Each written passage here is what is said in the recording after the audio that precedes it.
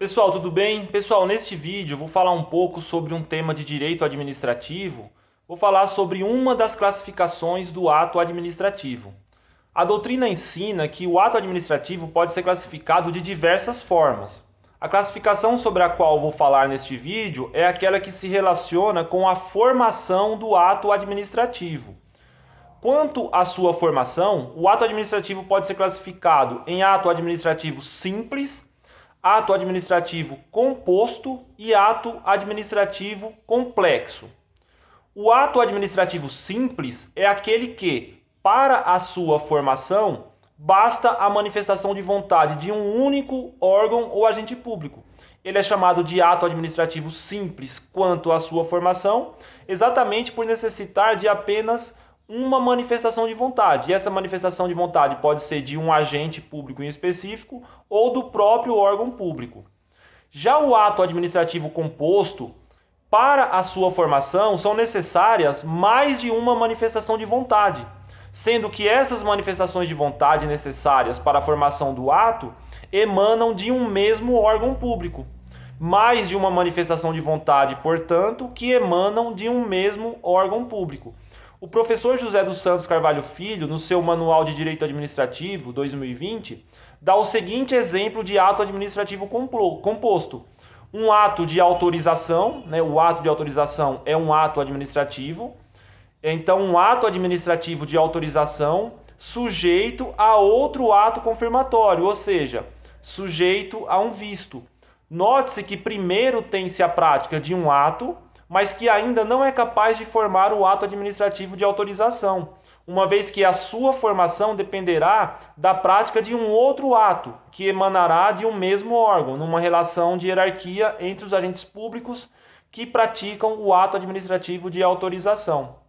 Então, eu já falei do ato administrativo simples e do ato administrativo composto. O ato administrativo simples é aquele que, para a sua formação, é suficiente uma única manifestação de vontade do agente público ou do órgão público, e falei também do ato administrativo composto, que é aquele que para sua formação são necessárias mais de uma manifestação de vontade, e essas manifestações de vontade emanam de um mesmo órgão público. E o ato administrativo complexo? Este, assim como o ato administrativo composto, também necessita de duas ou mais manifestações de vontade para a sua formação. Só que essas vontades não emanam de um mesmo órgão. E aqui está a grande diferença. Enquanto no ato administrativo composto as manifestações de vontade necessárias para a formação do ato emanam de um mesmo órgão público, no ato administrativo complexo as manifestações de vontade necessárias para a sua formação emanam de órgãos públicos distintos.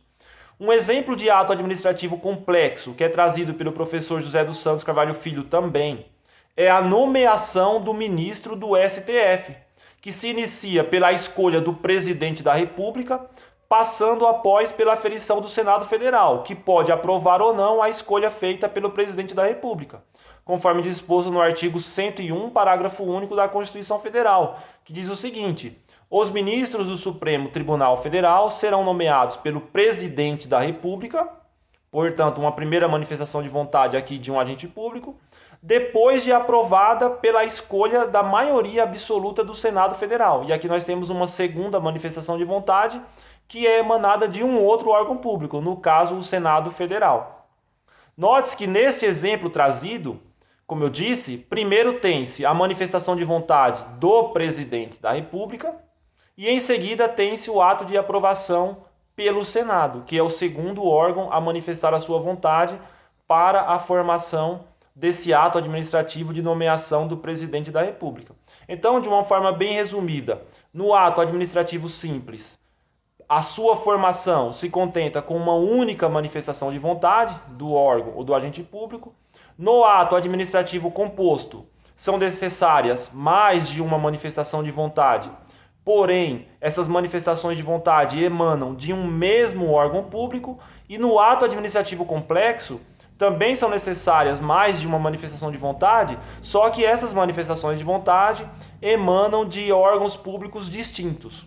Bom, pessoal, espero que vocês tenham gostado desse vídeo. Caso gostem, eu peço que deixem um like e se inscrevam no canal. Queria também agradecer ao pessoal que se inscreveu no canal, muito obrigado, fico muito feliz de saber que as pessoas se inscrevem e muitas vezes até comentam os vídeos e falam que gostaram do vídeo. Muito obrigado mesmo e até um próximo vídeo.